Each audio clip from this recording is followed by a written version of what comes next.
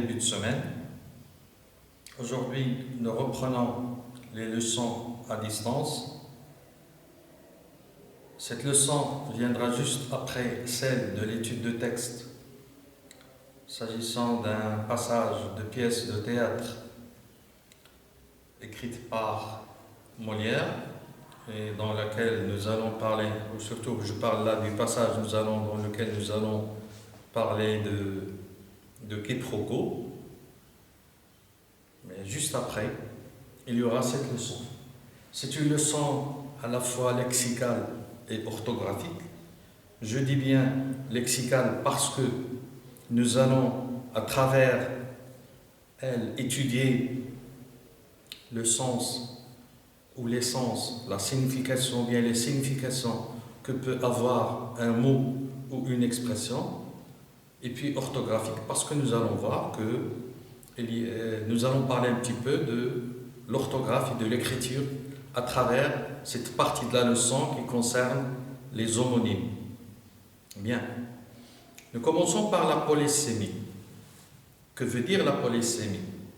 Déjà, le mot, il se compose de deux parties. Polysémie. Nous disons poly pour désigner plusieurs, pour désigner nombreux. Un exemple, autre que celui de la polysémie, nous disons qu'un joueur est polyvalent. Donc, pour parler ne serait-ce que du jargon footballistique. Il est polyvalent parce qu'il peut occuper plusieurs postes dans le stade. Il peut jouer à droite, comme il peut jouer à gauche, comme il peut jouer derrière. Donc, nous disons de lui qu'il est polyvalent, parce qu'il occupe plusieurs postes. D'accord? Pour polysémie, vous avez poly, qui veut dire nombreux, plusieurs. Et sémie, nous allons définir comme sens, comme signification, c'est-à-dire un mot qui a plusieurs, qui possède un ou surtout plusieurs sens et plusieurs significations. Qui est-ce qui définit cette polysémie et cette variation dans le sens et la signification? C'est bien entendu un certain nombre de facteurs que nous allons découvrir plus tard. Sans tarder, je vais vous donner des exemples. Nous avons un exemple concret, celui de chemise. Chemise qui est un nom féminin. Que représente chemise dans le premier sens? Il s'agit d'un vêtement boutonné devant qui couvre le torse. Vous avez là un exemple de chemise. Donc, c'est un vêtement, c'est un habit boutonné avec des boutons devant, comme ici, et qui couvre le torse.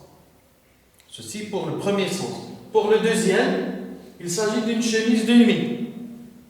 C'est une sorte de robe, donc, que l'on porte pour avant ou après, surtout lorsqu'on est dans sa chambre à coucher. Souvent, nous portons une chemise de nuit.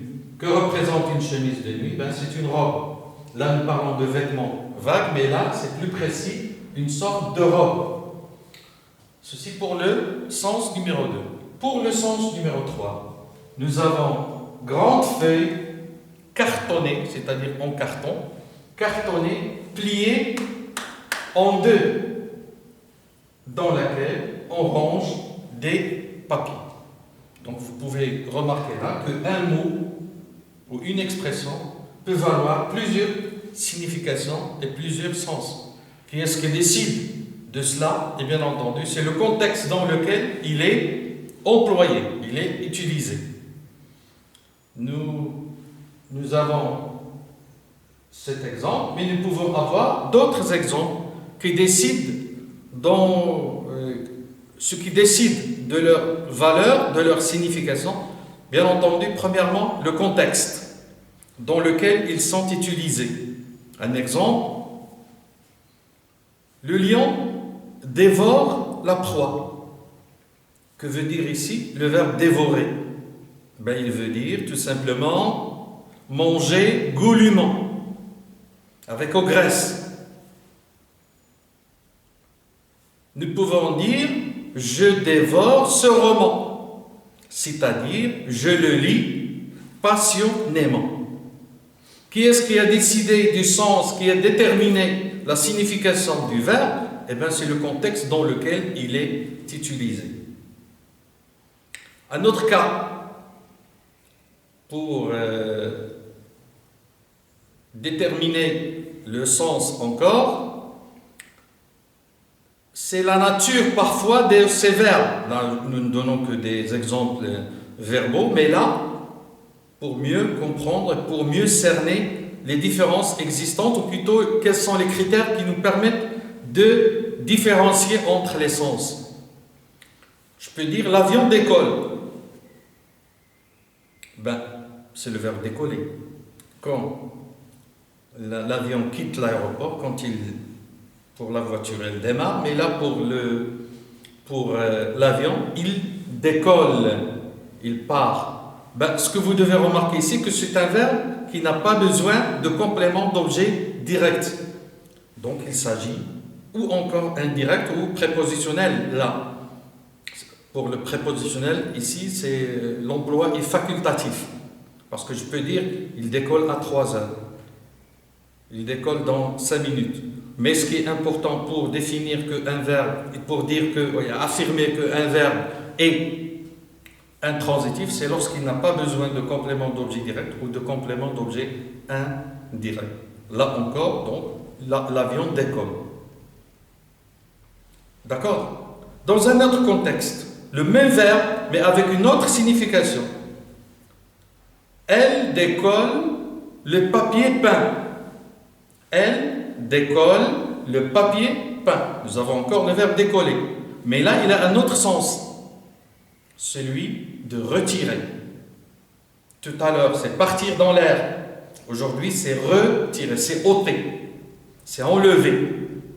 Et là encore, pourquoi le sens a changé? Parce que ce qu'il faut remarquer, c'est l'emploi d'un complément d'objet direct juste après le verbe décoller. Là, nous pouvons dire que c'est un verbe transitif direct. Parce qu'il y a le verbe transitif direct et le verbe transitif indirect. Quand je dis « je téléphone à mes parents », ben, le verbe « téléphoner » est un verbe transitif indirect parce qu'il a besoin d'un complément plutôt. Juste après, on a placé un complément d'objet indirect. D'accord? Donc ceci, c'est la nature des verbes. Est-ce un verbe transitif ou un verbe intransitif? Donc cette transitivité ou bien intransitivité qui décide du sens du verbe. Une autre situation encore pour définir et plutôt pour déterminer l'explication ou la signification d'un nom. Eh bien, lorsqu'il est accompagné d'un adjectif. Et c'est la place de ce dernier, la place de celui-ci qui décide et qui détermine le sens et la signification du nom accompagnant. Un exemple, un homme pauvre n'a pas la même signification qu'un pauvre homme. Un homme grand n'a pas la signification qu'un grand homme. Lorsque je dis un grand homme, je parle de quelqu'un qui est connu, célèbre. Or, pour un homme grand, par exemple, nous pouvons dire que quelqu'un qui a une grande taille, donc dans une situation, par exemple, on peut lui dire « Vous avez une grande taille, vous êtes un homme grand, vous pouvez jouer au basket, par exemple. » Donc, un homme grand, au niveau du sens, est différent d'un grand homme. Donc, vous remarquez là que c'est la place de l'adjectif vis-à-vis du nom qu'il accompagne qui décide de la signification de ce nom. Donc, nous avons vu, grosso modo, les significations, ou plutôt les situations où l'on peut avoir une polysémie. Là, j'ai mis une petite définition pour résumer ce que nous venons de dire, la polysémie est la caractéristique. Donc la polysémie représente la caractéristique d'un mot ou d'une expression qui possède plusieurs sens ou encore plusieurs significations, donc ces significations qui sont différentes. Poly veut dire nombreux, plusieurs. Sème veut dire sens, signification. Là, j'ai les exemples que je viens de vous citer. Le tigre dévore sa proie. Le tigre mange goulûment sa proie. Je dévore ce roman pour dire je lis passionnément. Et bien là, vous avez le contexte qui définit le sens. Le contexte dans lequel est utilisé le verbe dévorer. De l'autre côté, nous avons encore la viande décolle. Il s'agit d'un verbe intransitif. Et puis, elle décolle le papier peint. Il s'agit d'un verbe, du même verbe. Et là encore, le papier peint décolle le papier peint. Donc, ici, décolle, c'est le papier peint qui est complément d'objet direct, ou bien CED aussi, on dit complément essentiel direct, parce que le verbe est transitif direct, suivi d'un complément d'objet direct. Et là, retire, c'est le sens que peut avoir le verbe décoller. Cet individu est un grand homme, donc il est célèbre, connu, et même de sa qualité, de sa valeur, donc il a une grande valeur, surtout une valeur humaine. Vous pouvez jouer au basket, vous êtes un homme grand, donc la place de l'adjectif détermine le sens du nom. Un homme grand est différent de, comme je viens de le dire, d'un grand homme. Donc là, c'est la première partie de la leçon. Nous avons vu la polysémie. Et quand un verbe, ou plutôt un nom, un mot en général, parce que le nom, le verbe, le pronom, l'adverbe constituent des mots.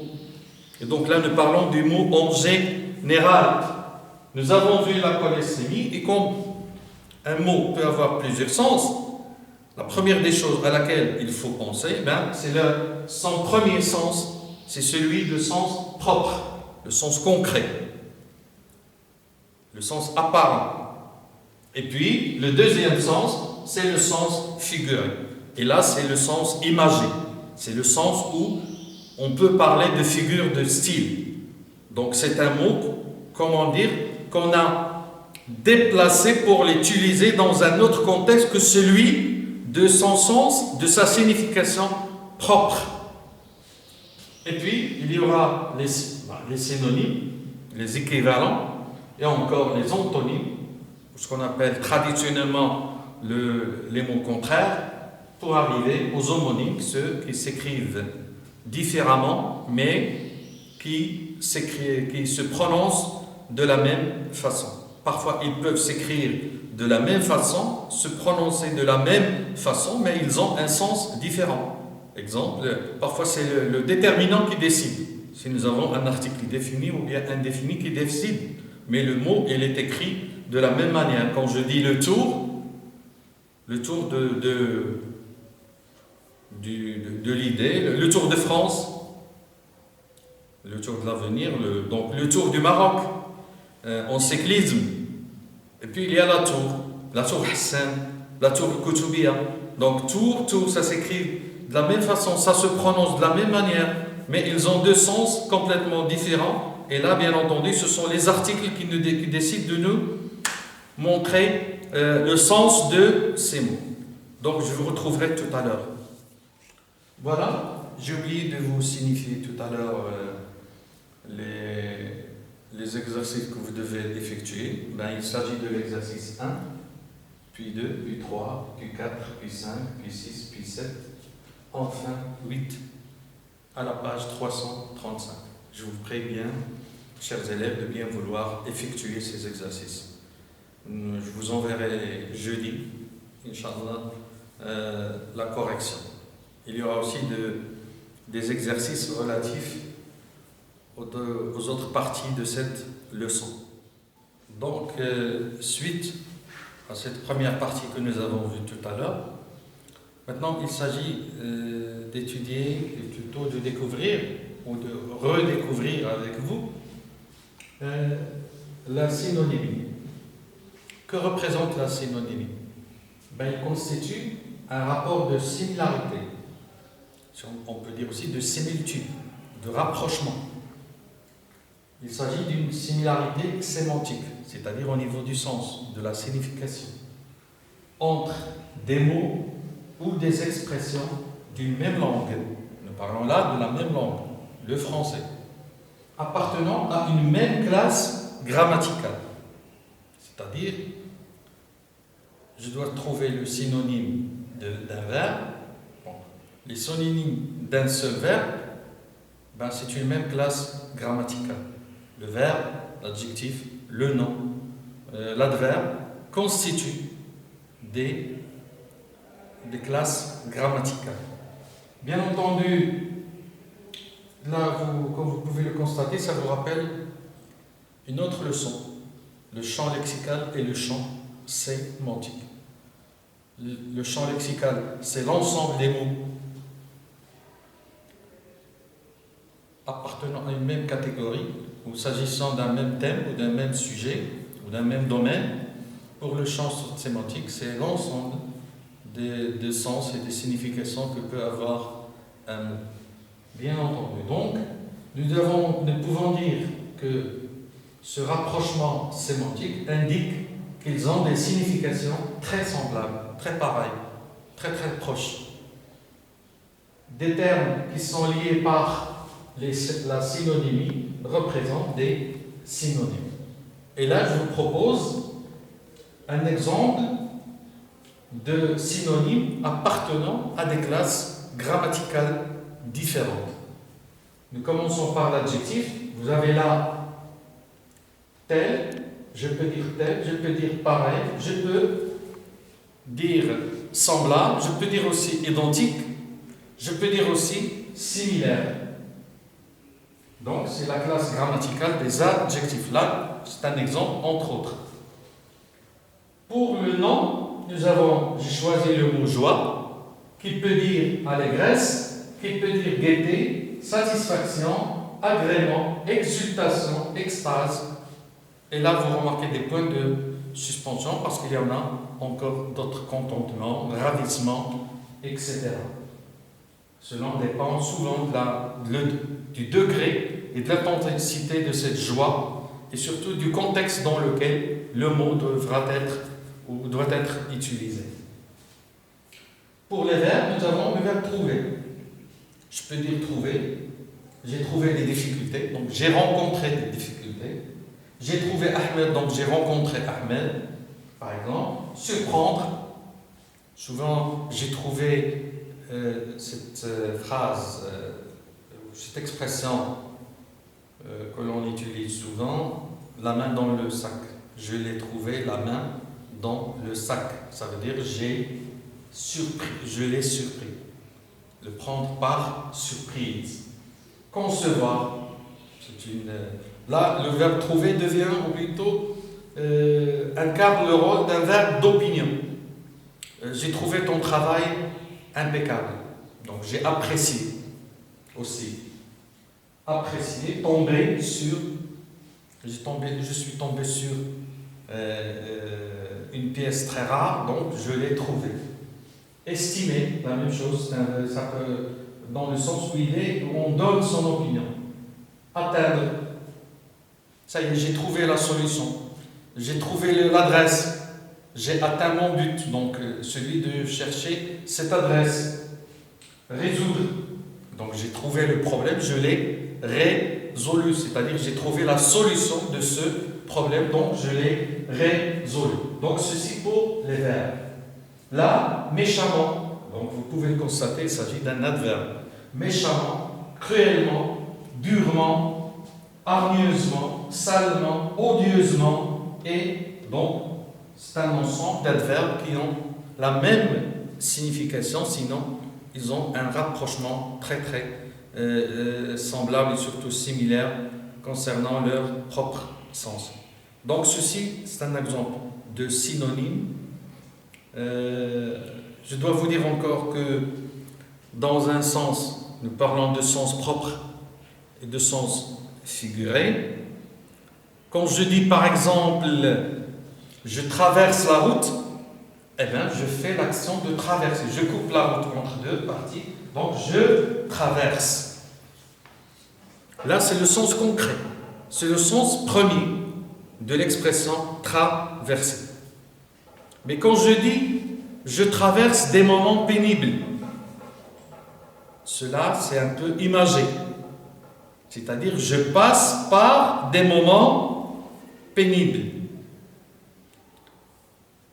Donc ici il s'agit d'un sens, c'est un deuxième sens si on peut le dire, et un sens imagé. Souvent, là ça nous fait rappel à quoi? Aux figures de style. Et la figure de style par excellence, c'est la métaphore. Parce que qu'est-ce que c'est que la métaphore?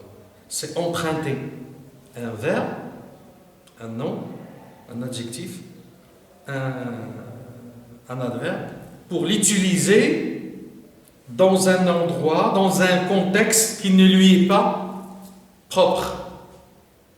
Quand je dis par exemple les bras des arbres, ce n'est pas moi qui l'ai dit, c'est Victor Hugo dans son œuvre Le dernier jour d'un condamné. Nous nous promenions sous les bras des braconniers. Et là, les bras, ce sont là, ce que nous avons ici. C'est le sens propre. Mais là, l'utilisation entreprise et effectuée par Victor Hugo, c'est pour remplacer, pour ne pas dire, pour ne pas citer le mot branche. Parce que dans le contexte du premier chapitre de l'œuvre Le dernier jour d'un condamné, eh bien, lorsqu'il parlait de son passé glorieux, il disait qu'il se promenait avec sa bien-aimée, ou bien avec des filles, ou bien avec des camarades, sous les bras de marronnier. Le marronnier, c'est un arbre, comme vous le savez, et qu'un arbre n'a pas de bras. Là, il fait allusion aux branches. Donc, il rapproche entre les branches et le bras. Mais ce qui nous intéresse ici, c'est le sens du mot bras, c'est branche, dans un contexte, bien sûr, qui ne lui est pas propre. Les bras, c'est nos bras, ça fait partie des membres humains. D'accord? Donc, nous avons un sens propre et un sens figuré. Et qui dit synonyme, dit antonyme. Qui veut dire qu'un synonyme a, je dirais par la force des choses, par la force de la constitution de la langue, a un contraire. Entrer, sortir, monter, descendre, gentil, méchant, heureux, malheureux. Et là, vous constatez que nous avons établi ce rapport d'opposition entre les deux expressions à l'aide d'un préfixe. Parce que ce que nous appelons les préfixes de négation. Réparable, irréparable, littré, illettré, visible, invisible, agréable, désagréable. Donc c'est un ensemble de préfixes que l'on peut utiliser pour exprimer un contraire, donc un antonyme.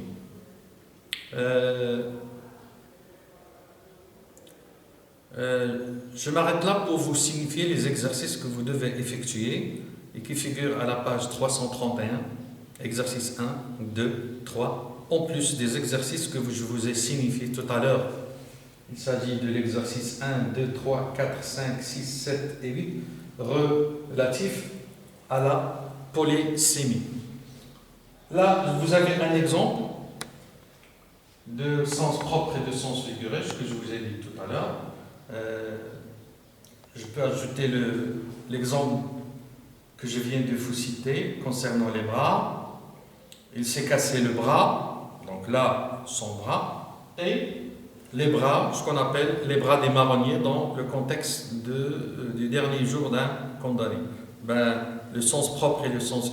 Je dois vous dire encore que, par exemple, que les termes scientifiques et les termes techniques n'ont pas de synonyme.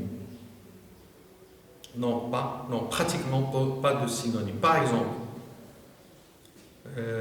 biologie. Biologie, c'est la science de la vie. Géologie, c'est la science de la Terre. Donc, ce sont des mots techniques, scientifiques, relatifs à leur contexte scientifique. Je ne peux pas parler de biologie dans un contexte autre que celui scientifique. Ils gardent toujours, même si on les emploie dans d'autres situations, ils gardent toujours leur signification scientifique. Je me contente de cela.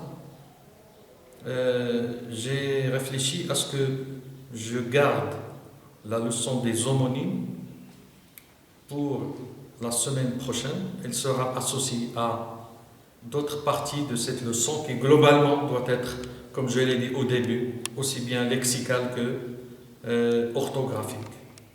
Je vous remercie de votre attention et à très bientôt. Avant, je dois vous dire encore que, avant d'oublier, je dois vous informer que demain vous aurez, je ne parle pas de demain, c'est-à-dire aujourd'hui, nous sommes le mardi, je dois vous dire que cette leçon sera précédée, je le rappelle parce que je l'ai signalé tout à l'heure, elle sera précédée d'une leçon d'étude de texte concernant un passage de pièce de théâtre, bien entendu écrite et inspirée par le célèbre Molière.